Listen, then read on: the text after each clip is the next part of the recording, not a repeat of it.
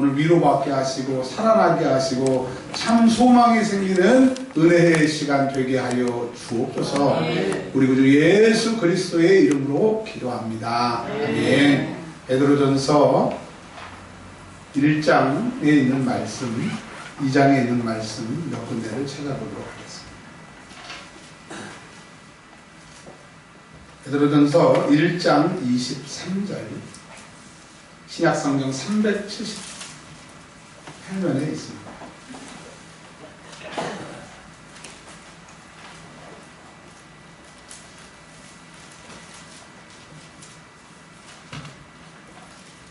신약성경 378면 베드로전서 1장 23절입니다. 같이 읽습니다. 너희가 거듭난 것은 썩어질 씨로 된 것이 아니요 썩지 아니할 씨로 된 것이니 살아있고 항상 있는 하나님의 말씀으로 되었느니라. 아멘. 25절 오직 주의 말씀은 세세토록 있도다 하였으니 너희에게 전하는 복음이 곧 이 말씀이니라. 자, 아멘. 2장 2절과 7절입니다. 갓난아기들 같이 순전하고 신령한 것을 사모하라. 이는 그로 말미암아 너희로 구원에 이르도록 자라게 하려 함이라. 7절 그러므로 믿는 너희에게는 오베이나 믿지 아니하는 자에게는 건축자들이 버린 그 돌이 모퉁이의 머릿돌이 되고. 아멘. 오늘 하나님의 말씀의 제목이 자라나는 믿음입니다. 여러분 오늘 하나님의 말씀을 들음으로 저와 여러분이 믿음이 자라나는 시간이 되시기를 바랍니다. 우리가 커피포트에 물을 집어넣고 물을 끓이면 한동안은 반응이 없습니다. 물이 끓고 있나 한번 쳐다봅니다. 조금 있으면 이제 뜨뜻한 온기가 느껴지고 더 시간이 지나면 보글보글 이제 기포가 올라오고 김이 올라와서 물이 끓었다는 것을 알 수 있듯이, 그러나 물이 온도가 데펴지면서 거품이 나고 김이 나고 이런 그 순간이 오는 것, 즉 물이 끓는 점을 임계점이라고 합니다. 임계점. 그래서 여러분 어떤 분들은 지금까지 내가 일평생 신앙생활을 했는데 되는 게 없는 것 같고 내가 믿음이 없는 것 같고 참 내가 왜 이럴까, 나의 신앙을 바라보면서 안타까움이 있다고 하더라도 여러분 소망 되신 주님을 바라보세요. 오늘 2020년도가 여러분이 물이 끓기 시작하는 임계점이 되는 사람이 있을 것이고 1월달이 혹은 2월달이 몇 월달이 될지 모르지만 저와 우리 교회 여러분에게 그 임계점의 역사가, 즉 임계점이라고 하는 것은 성령이 폭발적으로 도와주시는 역사 있죠. 그렇기 때문에 여러분 우리가 지금 소수의 사람들이 모여서 예배를 드리지만 꿈을 가지시고 그림을 그리세요. 2020년도에는 주님이 말씀하신 것처럼 이곳에서 많은 사람들이 예수를 믿게 되는 역사가 있을 줄 믿습니다. 교회뿐만 아니라 여러분 2020년도에는 소망을 가지고 출발하세요. 왜? 예수는 나의 소망이니까. 여러분 임계점이 오는 데까지는 기다리는 수밖에 없어요. 기다릴 때 그냥 기다리지 말고 조급함으로 기다리지 말고 기도함으로 소망을 가지고 기다리는 2020년도가 되시기를 주의 이름으로 축원합니다. 하나님이 아브라함을 부르시고 야곱을 부르시고 많은 믿음의 선지를 부르신 것처럼 더 중요한 것은 예수님이 우리를 사랑하셔서 우리를 부르셨다고 하는 겁니다.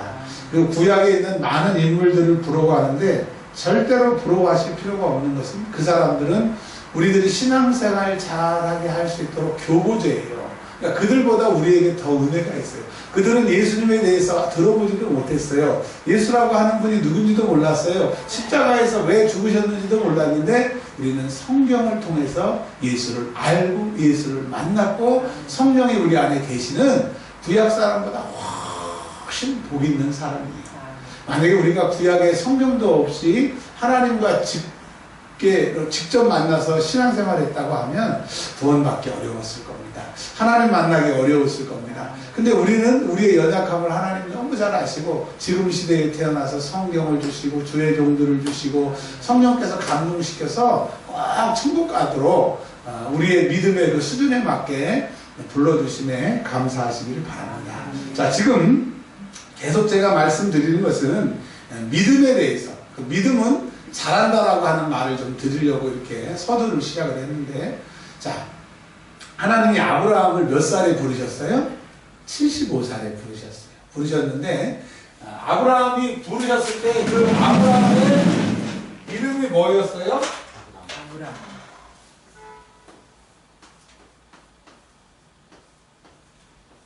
아브라함입니다.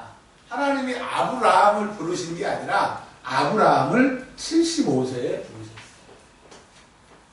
그런데 하나님의 임재와 하나님의 동행 가운데 살던 아브라함에게 어느 날 하나님이 86세 되는 해에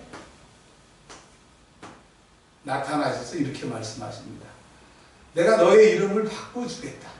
너의 이름을 이제 아브라함이라 하라.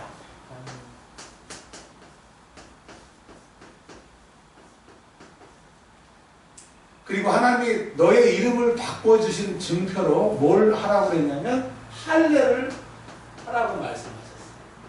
할례는 남자의 그 표피를 자르는 건데 왜 자릅니까?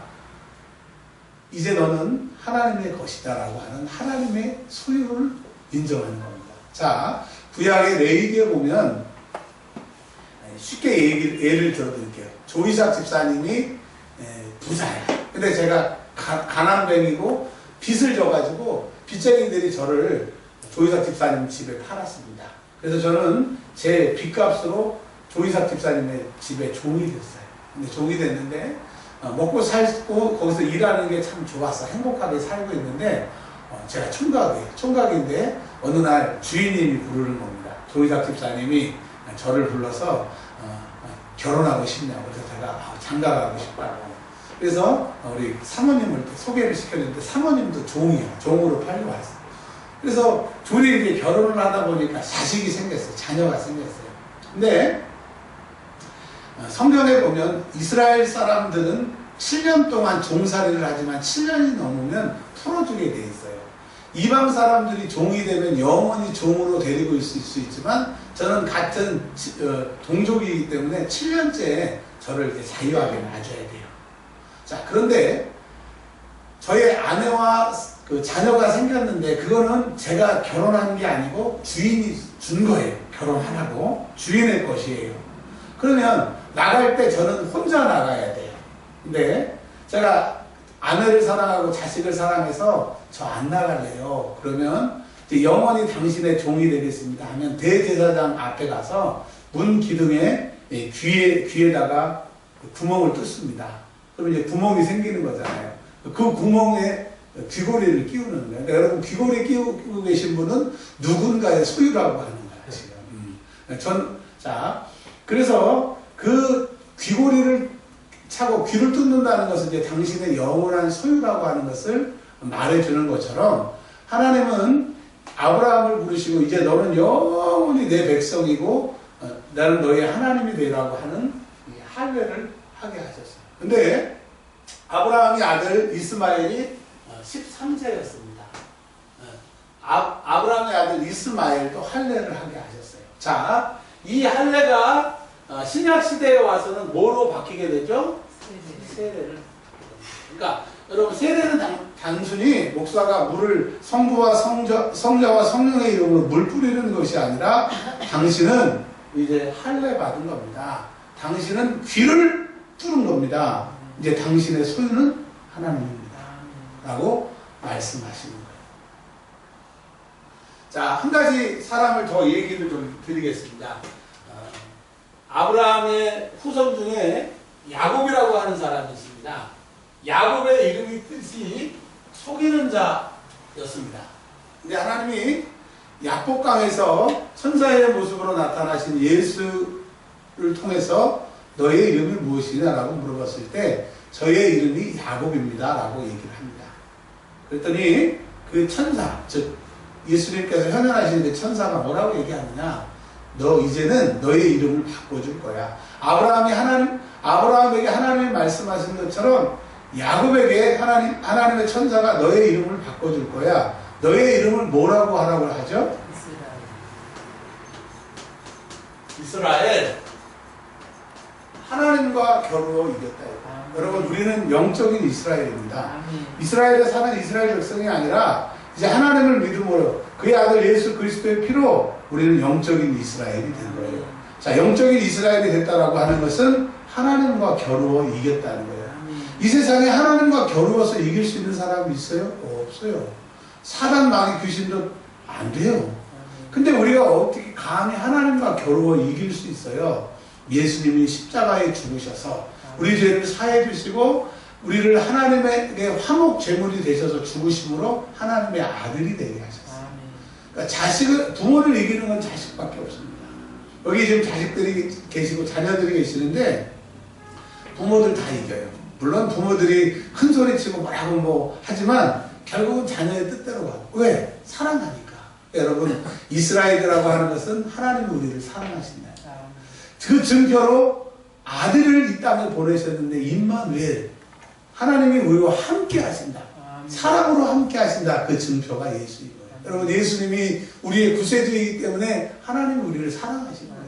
예수님의 자녀가 됐다라고 하는 것은, 그걸 고백하는 것은 내가 예수님의 자녀고 하나님이 나를 사랑하시고 하나님의 자녀고 하나님 나와 동행하신다고 하는. 아멘. 여기까지 되셨죠? 이 말씀을 이제 드리려고 이제 여기까지 했어요. 즉, 지금 여러분 이 자리에 앉아있는 여러분들, 하나님이 여러분을 사랑하세요. 아멘. 하나님의 자녀세요. 그런데 여기까지는 됐어요. 우리는 할례 대신에 세례를 받고 지금까지 신앙생활을 했는데 참 안타깝게도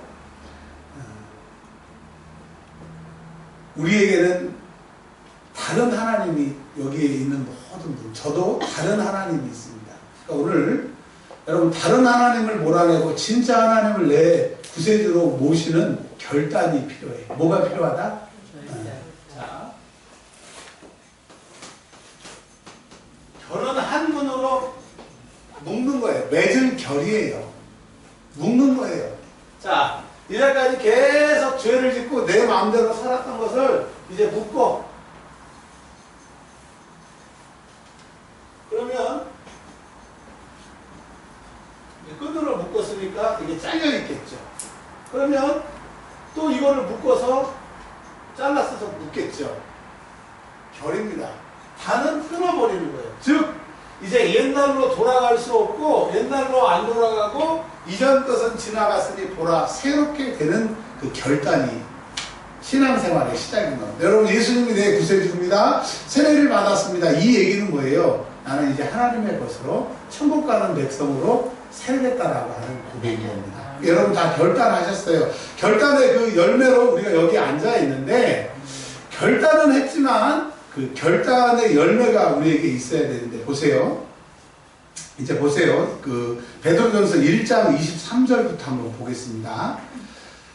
예수님을 믿으면 요한복음 니고데모에게 말씀하신 것처럼, 예수님 어떻게 하면 우리가 다시 태어나겠습니까? 본 어게인, 거듭남, 다시 태어나는 두 번째 세컨 본, 거듭남을 니고데모가 물어보니까, 니고데모가 예수님한테 그러면 이렇게 다 컸는데 엄마 뱃속에 들어갔다가 다시 나와야 다시 태어납니까? 그랬더니 예수님이 기가 차서, 너는 지도자로서 하나님의 말씀을 잘 아는 사람이 어떻게 그렇게 얘기를 하느냐. 엄마 뱃속에서 다시 태어나야 되는 게 아니고 예수를 믿음으로 예수의 피로 다시 태어난 거예요.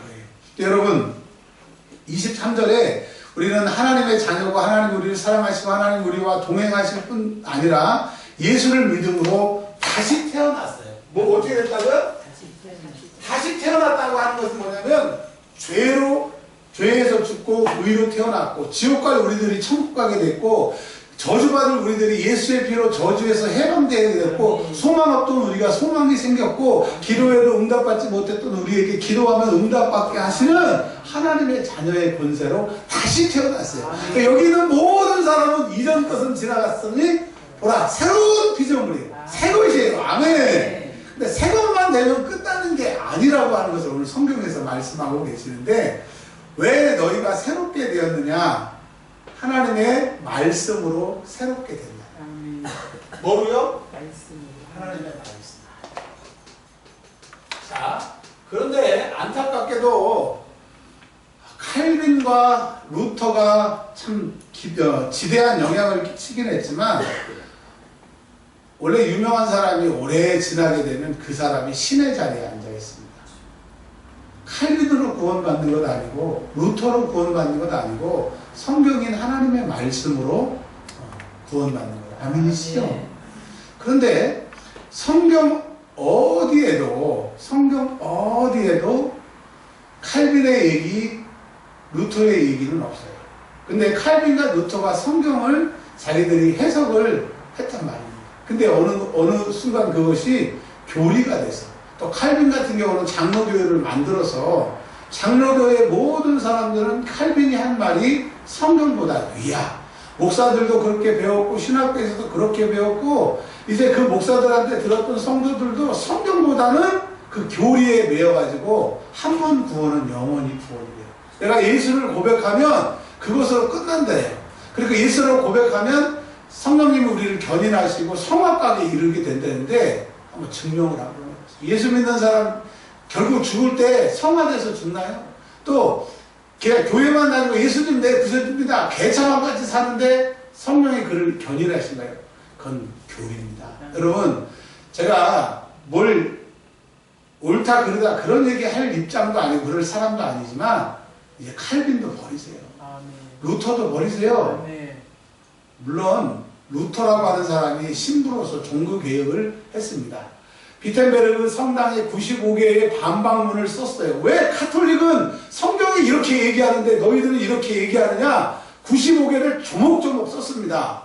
근데 그들이 성경에서 얘기하는 걸 반박을 못하니까 파문시켰어요. 너 신부에서 자른다. 그러니까 카톨릭은 성경의 이단입니다. 성경에 위배되는 거예요. 그래서 왜 루터가 그렇게 열을 냈느냐면 그 당시에 금서가 있는데 예수 믿는 사람들의 금서가 뭐냐면 성경책입니다. 성경책을 보면 안 돼요. 잡혀가요. 왜? 성경을 보고 성도들이 성경을 제대로 알면 자기들이 엉망으로 만드는 그 교리 때문에 잘 안 따라오고 성경이 이랬어요 라고 할까봐 성경을 읽으면 감옥 보내는 성경이 금서였습니다. 그래서 캐톨릭은 동상도 만들고 죽은 사람을 위해서 동전을 집어넣으면 연옥에 있던 사람이 천국에 바로 간다고 해서 베드로 성당도 짓고 말할 수 없이 이단으로 가게 되니까 루터가 동전을 집어넣고 무릎으로 계단을 올라가서 구원받는 것이 아니라 오직 믿음으로 예수를 믿음으로 구원받는다고 성경을 얘기합니다. 그러니까 루터가 틀렸다는 얘기가 아니에요. 그런데 또 그걸 너무 믿음으로 강조하다 보니까 이제 그 다음부터는 이제 개차반이에요. 그나마 옛날에 캐톨릭 시대에는 구제도 있어요. 헌금도 있었어요. 금식도 있었어요. 그러나 하나님의 말씀을 몰랐어요. 이제 루터가 믿음으로 구원받는다고 하는 그 말씀을 붙들고 나서 물론 믿음으로 구원받죠. 근데 그 다음부터는 행위가 없어요. 자, 예수 믿는 사람 밖에 나가면 인정받아요? 욕먹어요. 목사라고 하면 존경받아요? 우습게 봐요. 왜? 말은 잘하는데 삶이 없기 때문에. 제 얘기하는 겁니다. 자, 루터는 믿음으로 구원받는다고 하는 성경을 얘기를 했는데 인간은 죄인이라 그 반발로 그냥 예수라고 고백하면 나는 이제 끝났다는 거예요. 그리고 물론 성경에는 이 두 가지 구절들이 다 있지만 내가 예수를 믿으면 과거에 지은 죄, 현재에 지은 죄, 미래에 지을 죄까지 다 용서받았다고. 저 장로교 출신이고 장로교, 신학교, 신대원을 나왔는데 그렇게 배웠어요. 우리 목사님에게, 우리 전도사님에게, 선생님들한테 그렇게 배웠어요. 사기예요. 어디 성경에 미래에 지을 죄까지 다 해결했어요. 예수님이 죄의 문제를 해결하셨다고 하셨지 현재의 죄, 미래의 죄, 과거에 내가 앞으로 지을 죄까지 다 물론 죄의 문제를 해결하셨다는 것은 맞아요. 그건 구원파가 하는 얘기입니다. 그러니까 목사들이 성경을 말하면서도 구원파가 뭐 하는 얘기가 뭔지 성경이 뭔지도 모르고 그냥 신학에 매여서 교리에 매여가지고 그런 소리를 하는 거예요. 근데 그거를 저처럼 그게 맞는다고 교수들에게 듣고 목사들에게 듣고 일평생 그리고 또 전도사 때는 그렇게 설교를 했어요. 지금 여러분 제가 한 번 구원은 영원한 구원이다. 구원은 상실될 수 있다. 이걸 싸우려고 얘기하는 것이 아니라, 여러분, 제발, 신학이라고 하나님 버리세요. 교리라고 하나님 버리세요. 구원은 신학으로 받는 게 아니에요. 교리로 받는 게 아니에요. 성경 말씀으로. 내 말씀은 1.1핵이라도 떨어지지 않는 거예요. 근데 여러분, 우리 교회가, 저도 천국 가고 여러분도 천국 가려면 목사가 성경에서 틀린 얘기하면, 목사님 성경이 이렇게 얘기하는데요 라고 얘기를 해주셔야 돼요. 근데 목사도 무식하고 성도도 성경을 모르면 진리인 줄 알고 하나님의 말씀인 줄 알고 열심히 선포하고 듣는데 다 지옥 가면 안 되잖아요. 다른 건 몰라도 이 하나님의 말씀대로 우리가 예수를 믿기를 바랍니다. 자, 그래서요, 조금 말이 좀 많이 길어졌는데 다시 정리를 하면 이렇습니다.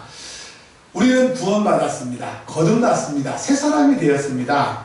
그런데 베드로전서 2장 2절에 보면 구원받은 것으로 끝나지 않는데요. 2장 2절 한번 읽어보겠습니다. 시작.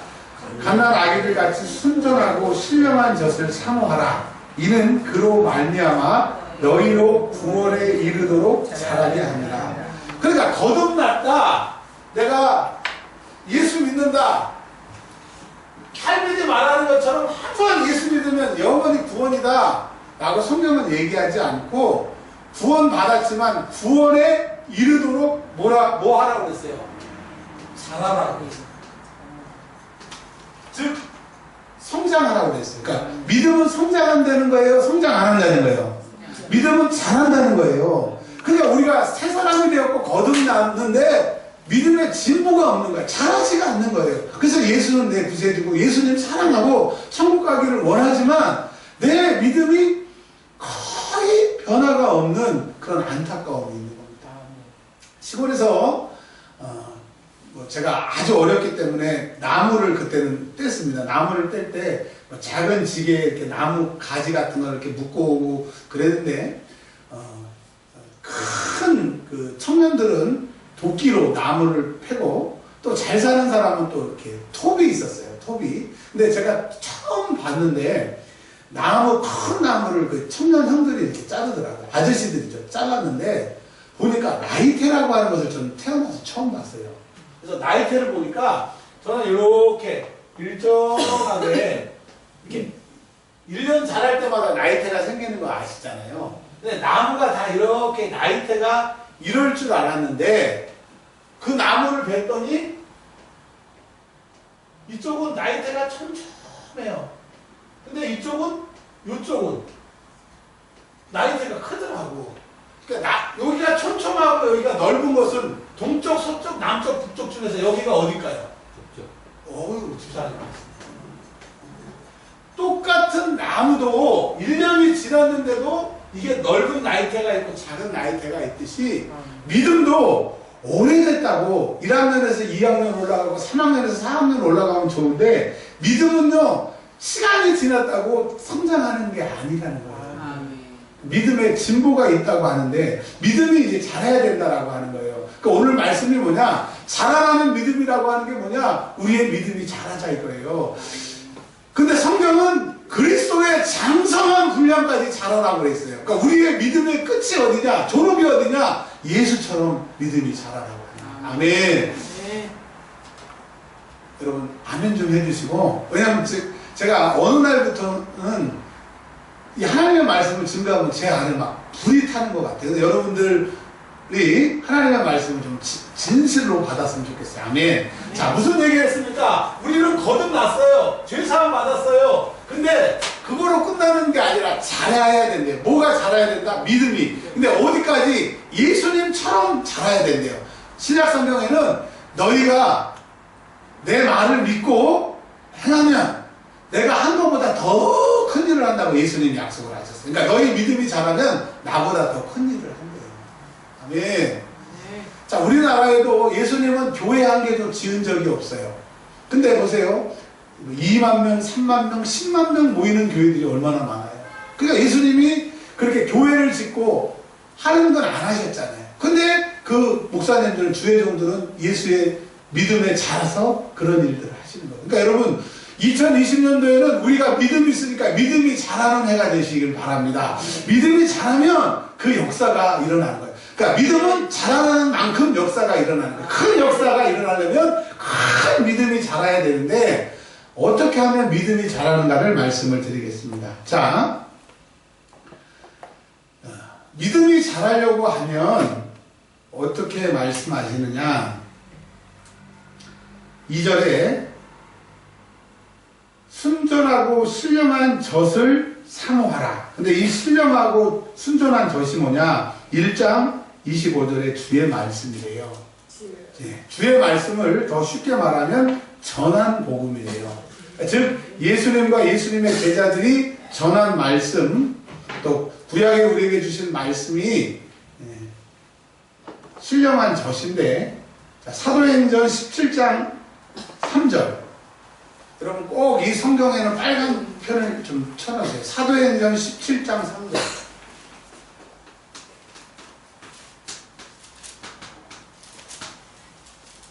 자, 읽겠습니다. 사도행전 17장 3절 시작. 뜻을 풀어 그리스도가 해를 받고 죽은 자 가운데서 다시 살아나야 할 것을 증언하고. 첫 번째, 사도 바울이 복음을 증거했는데 뭘 증거했느냐. 사도 바울의 복음은 딱 두 가지다. 즉 예수님이 십자가에서 죽으시고 살아나셨다. 자, 십자가에서 죽고 살고. 자, 두 번째, 이르되 내가 너희에게 전하는 이 예수가 곧 그리스도라. 예수가 뭐라고요? 그리스도. 근데 이스라엘 사람들은 그리스도가 메시아이기 때문에 하나님이 말씀하시는 그 구원자가 예수구나. 우리는 이스라엘 사람들은 알아먹을 수 있는데 우리는 그리스도 메시아 하면 번역이 필요해요. 우리로 말하면 예수는 구원자예요.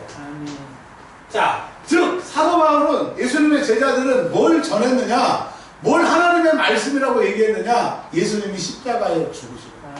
근데 여러분 예수님 왜 십자가에 죽으셔야 됐어요? 누구 죄 때문에? 내 죄 때문에.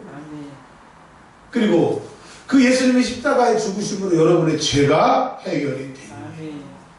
그리고 그 예수님이 살아나셔서 부활하셨다는 거예요. 예수 십자가의 죽음과 부활이 복음인 겁니다. 그래서 교회에 오면 맨날 천국 얘기, 지옥 얘기, 맨날 예수 얘기만 하라고 그러는데 여러분 성경은 요리사가 성령님이십니다. 주 재료가 모든 재료가 예수입니다. 예수의 피, 예수의 십자가, 예수의 부활. 그래서 그 말씀을 우리가 먹는 게 우리의 생명의 양식입니다. 외국 다녀오신 분들 계시겠지만 외국에 가면 음식이 입맛이 맞아요, 안 맞아요? 우리 알아. 맞아요, 안 맞아요? 맞아요. 네, 맞아요. 그러면 외국으로 시집 가야 되는데 안 맞아요. 근데 한국에 돌아와서 집밥이나 한국밥 먹어보세요. 기가 져서 그냥 여기서 기가 막혀서. 그러니까 우리는 교회 와서 철학이나 뭐 정치나 세상 이야기, 목사가 읽었던 책 얘기 들으러 온 게 아니라 예수 피, 예수 십자가, 예수 부활, 그거 들으러 온 거예요. 두 번째, 예수님은 그리스도, 예수는 메시아, 예수님은 여러분의 구원자 되세요. 그러니까 여러분 죽을 일이 생겼을 때, 구원받을 일이 있을 때 119예요, 911이에요, 예수예요. 예수. 네. 아멘. 이제 근데 예수는 우리의 구원자고 예수는 십자가에 죽으시고 부활하신 이거는 살아있고 23절입니다. 항상 있는 하나님의 말씀이래요. 그러니까 예수님이 죽으셨고 부활하셨고 예수님이 구원자라고 하는 것은 변치 않고 항상 여러분 가운데 하나님의 말씀으로 있기 때문에 뭘 말하는 거예요? 예수님이 나에게 십자가에 죽으셨으니까 죄 때문에 망하는 거고 죄 때문에 고통당하는 거고 죄 때문에 모든 게 엉클어지니까 죄를 해결하기 위해서 예수 십자가 앞에 오시고 그 앞에 기도하면 부활의 주님이 살리시고 회복시키시고 구원시키시고 완전케 하시기 때문에 여러분 예수님 앞에 나온 거예요. 성경에 없는 얘기지만 참 조심스러워서 그냥 말씀을 한번 드려보려고 제 경험이니까. 저희 집에 기도 의자가 있습니다. 교회에도 있고요. 근데 교회 집에서 막 기도하면 소리 지르고 기도할 수가 없잖아요. 다 아파트에서 들리고 또 옆방에서 들리고 그러니까 기도합니다. 제가 어제 한 3시간 기도하고 막 더 하고 싶은데 너무 피곤해서 제가 이제 집에 가서 1시간 정도 제가 기도를 한 것 같아요. 근데 오늘 강대상에 와가지고 한 10분 기도했는데 어제 저녁에 1시간 기도한 것보다 여기서 10분 기도하는 게 더 세더라고요. 아멘. 오늘 처음 느낀 게 아니에요. 이거 성경이 아니니까 그냥 참고하세요. 제 경험이니까. 아멘. 그래서 교회 당에 오는 거고 예배당에 오는 거고 아멘. 모이는 주님이 이렇게 말씀하셨어요. 그렇다고 혼자 있는데 주님이 안 계신다 그런 건 아니에요. 근데 예수님이 뭐라고 약속을 하시냐면 2-3 사람이 내 이름으로 모이는 곳에 나도 그곳에 함께 하시라.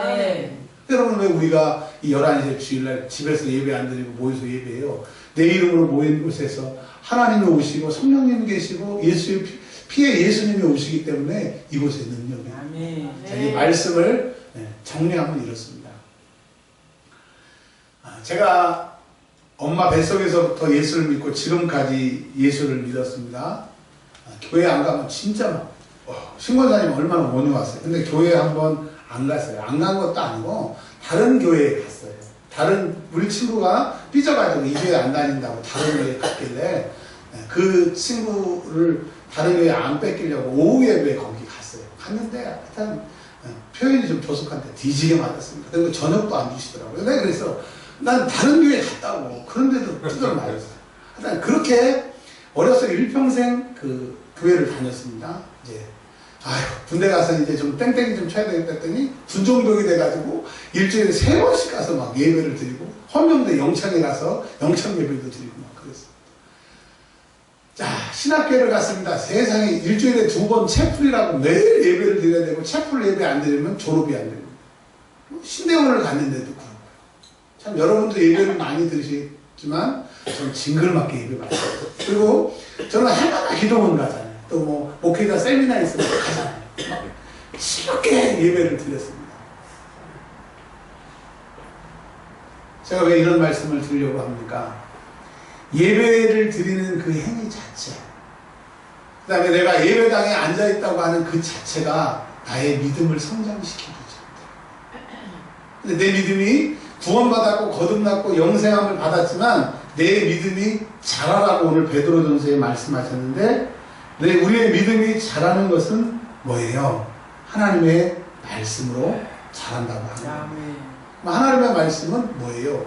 예수님은 십자가에 나 위해서 죽으시고 살아나셨고 예수님이 나의 구원자라고 하는 것을 믿어야 됩니다. 믿는다고 하면 그분이 기록된 말씀, 눈에 보이는 말씀을 주시는 게 성경이잖아요. 그러니까 이 예수가 성경이 예수인 겁니다.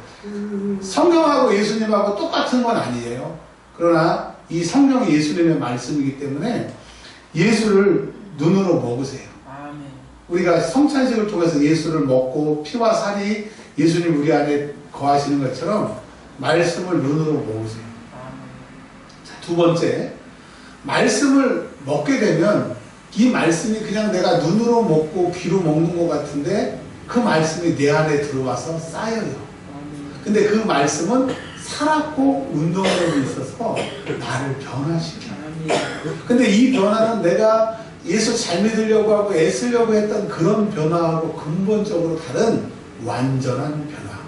생각하지도 못한 이 신앙의 성장을 그분이 내 안에서 하시게 되는 겁니다. 근데 그러고 계속 가면 좋은데 사단은 우리가 말씀 안에 든든히 쓰는 것을 방해를 해요. 죄를 통해서, 죄짓게 해서, 양심의 가책을 느끼게 해서, 아유 내가 죄졌는데 성경책 읽으면 뭐해? 하나님 말씀 읽어도 내가 변하지 않네. 이 자괴감으로, 양심의 가책으로. 그럴 때 성령께서 예수의 이름으로 내 안에 계시기 때문에 예수님, 내가 이런 죄를 졌습니다. 이런 죄를 회개합니다. 철저하게 내 죄를 토설하면 성령님께서 야, 이제 네가 예수님의 말씀을 읽고 너의 죄를 토설하는구나. 그 죄가 토설이 다 되는 순간 성령이 강력하게 우리를 붙잡아 주셔서 더 이상 죄를 봐도 즐겁지 않고 죄 안에 가지 못하도록 나를 완전히 바뀌어주세요.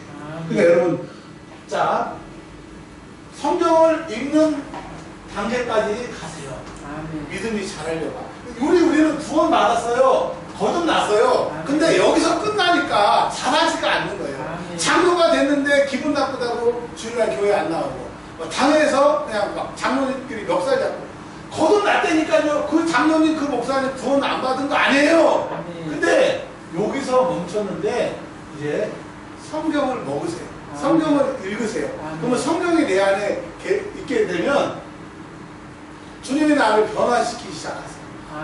기도가 막 자연히 하고 싶게 되고 하나님 말씀대로 살게 되고 변화가 시작이 되는데, 변화가 시작이 된 다음에는 반드시 사단이 강력하게 여러분 옛날로 돌아가게 됩니다. 그때 대부분 신앙생활하고 기도 생활하고 하나님 말씀 읽는 사람들이 여기까지 무너져요. 그래서 계속 반복적인 신앙생활을 하는데, 우리 2020년도 오늘 결단할 것은 뭐냐면, 이제 여기까지 됐으니까 여러분 의도적으로 지은 죄, 또 내가 생각나지 않는 죄를 오늘부터 다른 기도 말고 예수님 내 죄 좀 생각나게 해주세요. 예수님 내 죄 좀 생각나서 회개하게 해주세요. 그 죄가 다 생각나고 용서함을 받으면 그때부터는 완전히 결단이 끝나서 성령님이 여러분을 장악하세요. 그래서 이제 결론입니다. 베드로에게 요한복음 21장이 뭐라고 그러세요? 네가 젊었을 때는 네가 원하는 대로 다녔거니와, 그러니까 네가 나이 들어서는 이 띠를 묶어서 네가 원하지 않는 것으로 끌고 가게 된다고 베드로에게 말씀하신 것처럼, 내 죄의 문제를 해결하고 토설하고 성령님께 매달리는 그 순간부터 성령이 나를 사로잡아서 다음 주에 예수 믿으세요. 근데 와 있어. 하나님 이 문제가 해결되기를 원합니다. 해결돼 있어. 내 안에 성령님이 일하시거든요. 그러니까 여러분, 우리 여기까지 다 됐어요. 우리 교회는 이제 죄를 찾아서 계속 어떤 사람은 한 달도 걸릴 거고요, 일주일도 걸릴 거고요. 여러분, 죄를 회개할 때 악한 것 여러분 안에 숨어있고 여러분을 괴롭혔던 것이 눈에 보이는 사람도 있고 느껴지는 사람도 있고 그게 아닌 사람도 있지만 계속 그게 나가는 거예요. 회개할 때마다 그게 나가요. 그래서 어둠의 진이 딱 파해지고 그 세력이 소멸되면 성령이 우리를 왕으로 접수하셔서 능력이 나가요. 2020년도에는 이러한 역사가 우리 교회에 있기를 바랍니다. 지금 소수의 사람들이 그냥 인원이 그대로인 것 같아도 지금 무릎 꿇고 있어요. 이 임계점을 향하여 가고 있어요. 우리가 계속 죄를 토설하기 때문에 이번 달이 될지 다음 달이 될지 성령이 우리를 장악하셔서 능력으로 임하십니다. 아멘. 이분만 기도합니다. 하나님 감사합니다. 우리에게 함께 하시고 말씀을 깨닫게 해주시고 소리내어 기도합니다.